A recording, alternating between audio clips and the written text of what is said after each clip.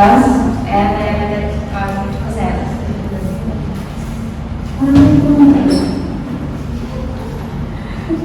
Oke, nama tim kami yang pertama adalah Mbak Afifah, kemudian ada Mbak Putri Nadia, terus ada Mbak Nadia, ada Mbak Maisir, ada Mbak Den, ada Mbak Ruwenda, ada Mbak Rasmi, dan saya sendiri Relasi. Sebelumnya ada sih beban adalah penurunan manfaat ekonomi selama satu periode alokasi dalam bentuk arus keluar atau berkurangnya aktivitas atau terjadinya kewajiban yang mengakibatkan penurunan aktivitas yang tidak menyangkut kebagian kepada penambang modal. Beberapa istilah terkait dengan terjadinya cost adalah penurunan aset dan penurunan aktivitas.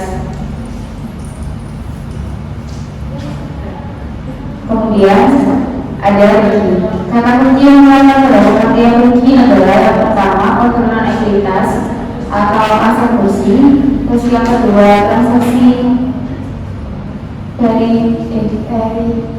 viral atau insidental, kemudian yang ketiga sarana yang didefinisikan sebagai biaya sesuai distribusi kalau pilih. Empat sumber rugi yang diidentifikasikan FASD adalah pertama dari viral atau insidental, kemudian transaksi non timbal balik atau transaksi yaitu dengan pihak lain, terus yang ketiga penambahan aset dan yang keempat mudah lingkungan. Untuk selanjutnya dijelaskan oleh Mbak Rosalia. Halo.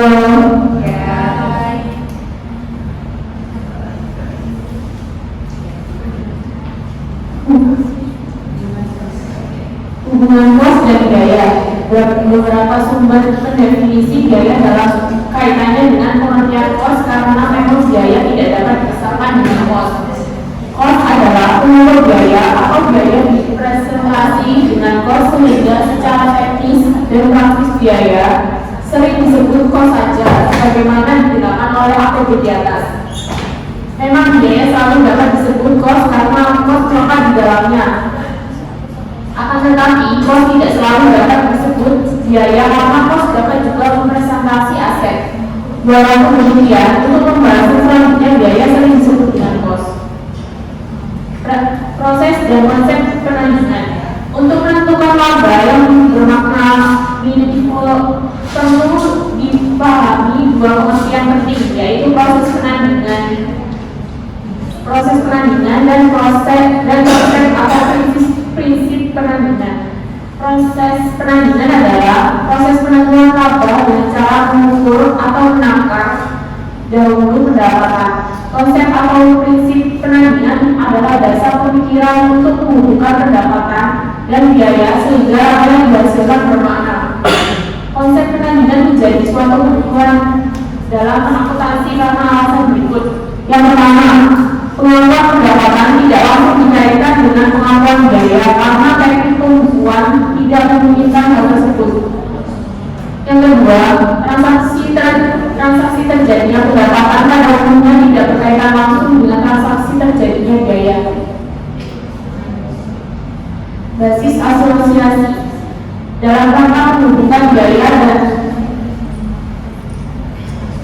perlu ditimbangkan basis asosiasi yang menggambarkan penandingannya secara ekonomi layak. Yang pertama, hubungan sebab akibat. Dasar yang paling ideal untuk membandingkan biaya dengan pendapatan adalah hubungan sebab akibat. Meskipun dasar ini sulit untuk dibuktikan, namun atas dasar pengamatan yang dilakukan para akuntan menunjukkan bahwa barang atau jasa tertentu yang digunakan dalam proses produksi pada akhirnya akan membantu dalam proses menghasilkan selama periode tertentu. Dari pernyataan di atas dapat dirumuskan bahwa penandingan yang benar-benar tepat dapat dilakukan apabila hubungan yang rasional antara pendapatan dan biaya Oleh karena itu, pengakuan biaya harus dihubungkan dengan pendapatan dan dilakukan dalam periode yang sama dengan periode pengakuan pendapatan. Selanjutnya akan dijelaskan oleh Pak Ojak. Selanjutnya adalah hubungan sebab akibat. Ada beberapa masalah teknis yang timbul apabila penandingan langsung atas setiap produk yang digunakan sebagai dari hubungan sebab akibat. Masalah tersebut adalah satu, pemakaian barang dan jasa yang diidentifikasi dalam produk. Dua, apabila biaya tidak menambah produk tertentu, maka biaya tersebut dapat dihubungkan secara langsung dengan pendapatan di masa yang akan datang. Bagaimana biaya tersebut dapat dilaporkan dengan tepat sesuai dengan pendapatan yang diperoleh. Yang ketiga, kapan biaya yang dari setelah penjualan dapat terdapat dan dilaporkan. Berikut ini akan dibahas tiga masalah tersebut dan alternatifnya. Yang pertama, identifikasi kos produk. Salah satu alternatif pemecahan masalah penandingan yang tepat adalah sediaan barang dan kos barang terjual hanya memuat kos variabel. Sementara itu, kos tetap atau produksi dan non-produksi dikerjakan secara proporsional sesuai dengan penandingan perbandingan sediaan dan kos barang terjual. Yang kedua, keputusan atau musiman. Masalah lain yang berkaitan dengan penandingan atas dan sebab akibat adalah adanya produk musiman yang tidak laku dijual. Dengan kata lain, sediaan akhir yang tidak dijual sebenarnya merupakan upaya atau biaya atau sebab untuk menetapkan penjualan mencapai pada waktu tertentu. Dengan demikian, tidak selayaknya konsediaan tidak terjual dilakukan sebagai bukti. Yang ketiga, ada bahan rusa. Bila kerusakan barang merupakan hal yang akan bahkan merupakan syarat untuk memberikan barang dengan kualitas baik, kos barang yang rusak dapat dianggap sebagai upaya menghasilkan pendapatan. Sebaliknya, kalau kerusakan atau cacatnya produk merupakan hal yang tidak biasa terjadi atau karena kelalaian atau tidak, maka baru dia tersebut dapat dilakukan sebagai rugi. Dan yang terakhir, identifikasi kos produk. Dengan kata lain, sulit melaksanakan bahwa bagian dari kos produk yang berbeda penjualannya tersebut akan menghasilkan pendapatan di masa yang mendatang. Lebih dari itu, karena kos tersebut tidak menghasilkan nilai tambahan terhadap produk, aplikasi menganggap kos produk tersebut tak cukup ideal. Selanjutnya akan dijelaskan oleh Bapak. Kriteria penambahan. Kriteria penambahan yaitu yang pertama, pengeluaran tersebut terjadi karena transaksi, kejadian atau keadaan yang didukung oleh bukti aksa. Kos jasa tersebut jelas tidak dapat diperamekan sebagai bukti meskipun tidak dapat menjadi pengurangan pendapatan atau biaya yang terjadinya. Ketiga, kos jasa tersebut dapat dilakukan pengembangannya walaupun dapat pula dibuatkan langsung. Namun demikian, ada pengujian yang cukup penting. Selanjutnya, alokasi kos bergabung atau bersama. Alokasi merupakan proses yang tidak dapat dihindari untuk mencapai pembanding sebab akibat. Kos bersama tidak bisa langsung oleh produk tadi melalui berbagai produk. Kos bergabung terjadi karena suatu aktivitas atau proses terpaksa digunakan untuk mengelola beberapa produk sekaligus, karena secara teknik awalnya produk tersebut tidak dapat dipisahkan pengelolaannya sampai titik tertentu. Contohnya, pengelolaan pabrik gula sampai titik dipisahkannya gula dan tetes merupakan contoh kos gabung. Alokasi bukan sarana pemerataan laba. Dalam akuntansi manajerial dikenal metode yang disebut cost normal atau normal costing. Dengan metode ini, cost of overhead dipakai ke produk atau dasar tarif taksiran untuk suatu periode. Tujuannya adalah agar kos produksi untuk periode bulanan menggambarkan kos yang tepat dibanding kos aktual periode tersebut. Pembebanan arbiter. Pembebanan arbiter tidak selalu berkaitan dengan pengakuan rugi. Kos suatu potensi jasa sudah diakui sebagai biaya atau rugi. Kalau terbukti manfaat ekonominya menjadi banyak atau berkurang. Perbedaan soal berkurangnya manfaat sebagai biaya atau rugi terletak pada penyebab atau kelayakan ekonomi. Pendekatan alokasi. Thomas menyatakan bahwa alokasi hanya dapat dipertahankan bila tiga karakteristik tersebut dipenuhi, yaitu yang pertama, ketertambahan. Keseluruhan harus sama dengan hasil penggabungan bagian-bagian. Yang kedua, ketakuan. Kata alokasi harus unik dan jelas untuk yang tujuan. Artinya untuk bersama baru terdapat beberapa pilihan metode. Yang ketiga, keterbukaan pandangan. Untuk kebijakan harus dapat mempertahankan argumen yang meyakinkan bahwa pilihan yang unik dan lebih baik dari alternatif lain. Terus menyatakan bahwa habis melakukan dalam argumentasi bersifat ketidakjelasan, artinya tidak dapat didukung tetapi juga tidak dapat ditolak atau ditinggalkan. Verifikasinya melakukan tidak dapat membuktikan bahwa alasan memberi informasi yang bermanfaat, sementara itu tidak ada bukti yang dapat membantah bahwa informasi hasil evaluasi tersebut tidak bermanfaat.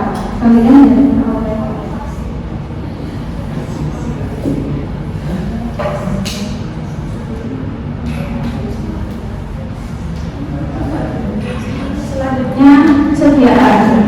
Pengukuran dan penilaian sediaan pada akhir periode dapat dinyatakan sebagai berikut.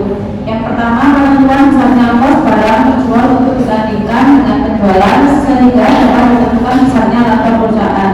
Yang kedua, penentuan nilai sediaan sebesar aset lancar perusahaan. Untuk mencapai tujuan yang utama,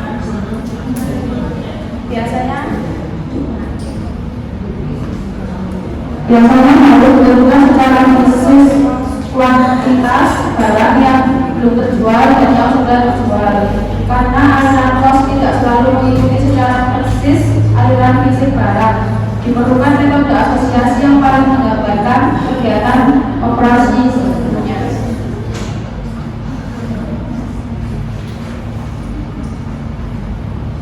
Metode asosiasi.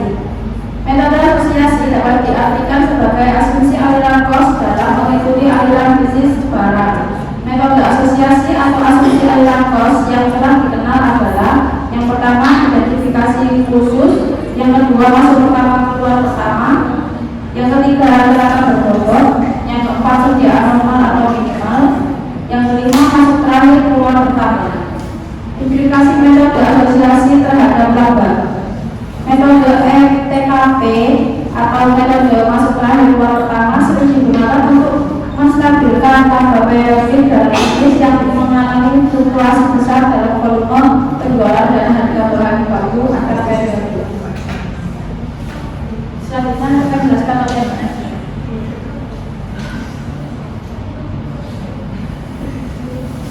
Selanjutnya yaitu karakteristik dan tujuan laporan.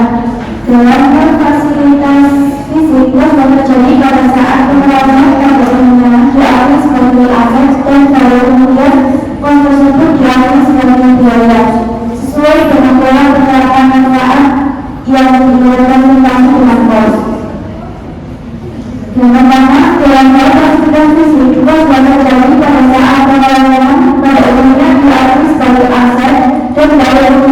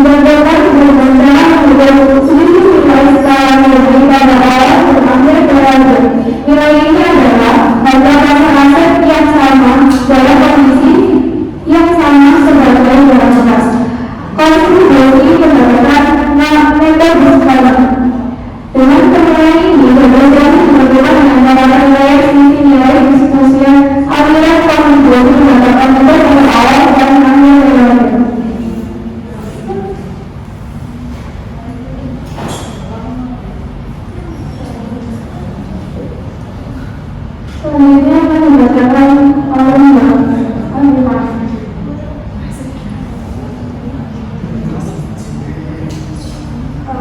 Kemudian negosiasi sebagai sarana penandingan kos dengan kontribusi pendapatan itu. Alokasi kos atas dasar penerapan tidak langsung didasarkan atas penyerapan jasa, tetapi atas dasar pendapatan itu yang dihasilkan oleh fasilitas fisik bersangkutan. Pendapatan itu di sini adalah pendapatan yang dihasilkan oleh fasilitas fisik dikurangi biaya pengoperasian fasilitas fisik. Kemudian yang terakhir hubungan depresiasi dan juga laba. Depresiasi dengan kontribusi pendapatan itu sama saja dengan melakukan imputasi pendapatan. Implikasi adalah dalam hal pendapatan cukup kecil akan terjadi semacam perbedaan biaya depresiasi atau tanggung menutup tanggung terus. Sekali depresiasi telah diprogram secara sistematik dan rasional. Depresiasi sebenarnya tidak ditunda penggunaannya semata-mata karena pendapatan tidak dapat menutup biaya. Koreksi terhadap kesalahan tafsiran. Kalau program depresiasi yang dijalankan tersebut ditentukan secara seksama dan objektif dengan mempertimbangkan segala hal yang ada, perbedaan antara tafsiran dan kenyataan merupakan suatu hal yang tak dihindarkan. Perbedaan dapat juga disebabkan oleh kepaksamaan atau kekeliruan, apapun sebabnya. Perbedaan yang akhirnya muncul paling tidak merupakan suatu indikasi bahwa kesalahan telah terjadi sehingga versi tafsiran harus dilakukan. Goodwill merupakan bagian residual yang lekat pada perusahaan secara keseluruhan.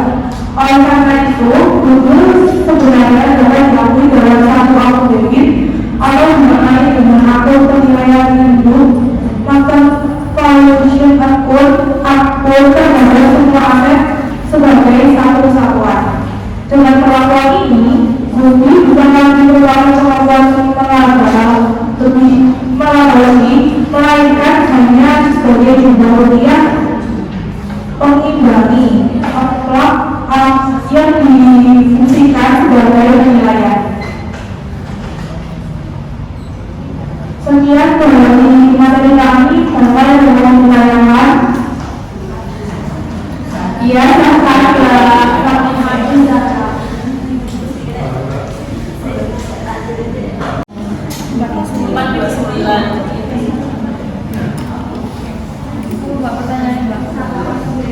pada slide 15 itu kan ditulis kalau metode TKP sering digunakan untuk menstabilkan laba periode. Metode itu apakah ada hubungannya? Samaan dari metode itu. Ya.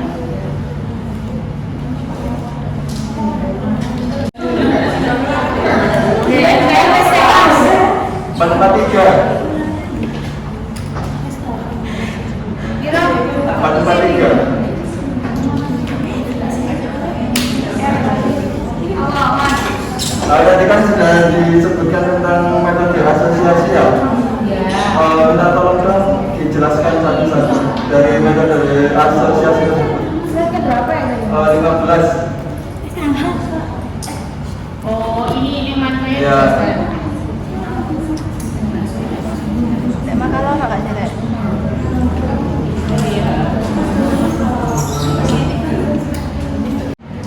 Berapa, Mas? 634. Apa, Mas? Tadi kan di slide 15 dijelaskan ada ya metode yang LIFO Ya. yang terakhir tapi pertama itu kan nanti biasanya di perusahaan apalagi manufaktur kan menimbulkan adanya dead stock biasanya. Apa, Mas? Ini Dead stock barang lama yang tidak terjual. Nah itu perlakuannya gimana menurut metode B tadi itu kan apa dihapuskan apa gimana? Saya akan jawab pertanyaan dari Mbak Fatimah. Kelemahan dari metode LIFO. Kelemahan dari metode LIFO ada beberapa. Yang pertama yaitu dalam kondisi inflasi, metode LIFO menemukan harga pokok barang lebih tinggi karena barang yang telah masuk dijual lebih mundur.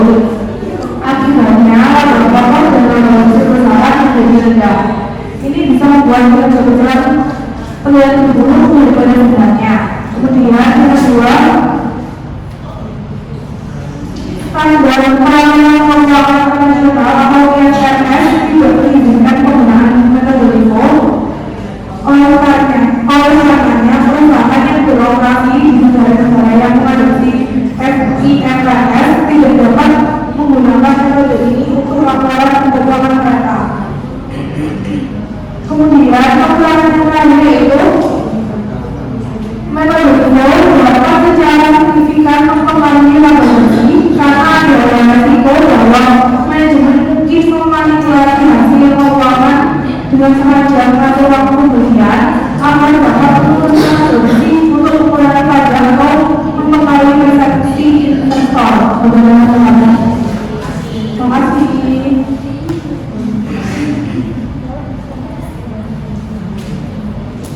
Yang selanjutnya untuk pertanyaan dulu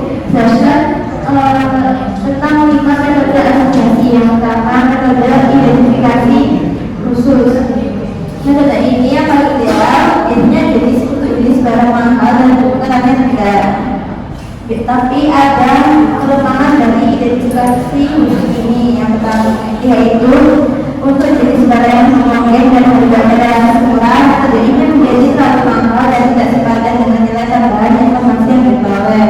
Yang kedua, metode masuk utama kelas pertama. Metode ini berasumsi bahwa faktor kos mengalir melalui perusahaan secara berurutan seperti Atelier, tidak ada saling mendahului. Yang ketiga, karena berubah metode estimasi yang tidak bergantung pada aliran biaya, membagi biaya barang tersedia dijual atau biaya produksi menjadi dua komponen berdasarkan sebagian menjual dan persediaan dan cara menjual. Yang keempat, sediaan mahal, mengasumsikan bahwa perusahaan memiliki investasi permanen tujuannya adalah untuk meningkatkan pendapatan saat ini dengan biaya saat ini serta menggunakan kebutuhan untuk melakukan laba rugi serta pemisahan kesediaan atau fluktuasi harga. Dan yang terakhir masuk terakhir kelas pertama. Metode ini mengumpulkan pendapatan saat ini dengan biaya saat ini untuk menggunakan kebutuhan dan untuk melakukan laba rugi karena menyimpan kesediaan atau memiliki harga. Metode ini fokus diagendakan dan digunakan dalam penilaian kesediaan untuk perubahan pembayaran pajak yang menghasilkan kesehatan pajak dan menunda pembayaran pajak.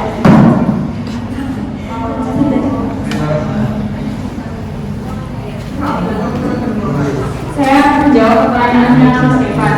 Perlakuan terhadap barang lama yang tidak laku ketika perusahaan menerapkan metode LIFO. Yang pertama, barang lama yang tidak seperti barang lama tetap di persediaan dengan biaya perolehan awal atau diturunkan harganya agar cepat laku juga. Yang kedua, barang yang rusak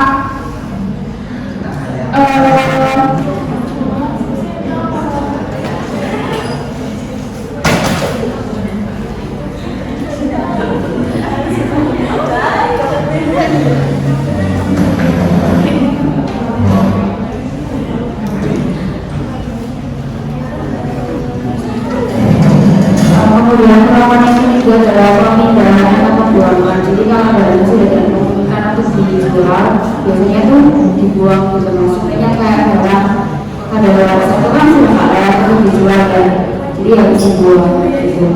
Terus menurut dari otomatis karena barang tersebut tidak terjadi nganggur atau tidak laku adalah yang pertama manajemen persediaan. dengan menggunakan teknologi untuk memantau usia dan pergerakan barang. Kemudian yang ketiga adalah evaluasi produk. Hentikan atau kurang stok barang yang kurang berminati atau penjualannya tak seberapa laku. Terus yang ketiga, kerjasama dengan pemasok. Jalin fleksibilitas pengadaan barang dengan pemasok. Terus yang keempat, melakukan kalkulasi stok, penerapan suatu barang yang mudah rusak atau kadaluarsa. Seperti itu. Ada tambahan? Terima kasih. Sekian dari kelompok kami, mohon maaf ada kurang-kurangnya. Terima kasih atas perhatiannya.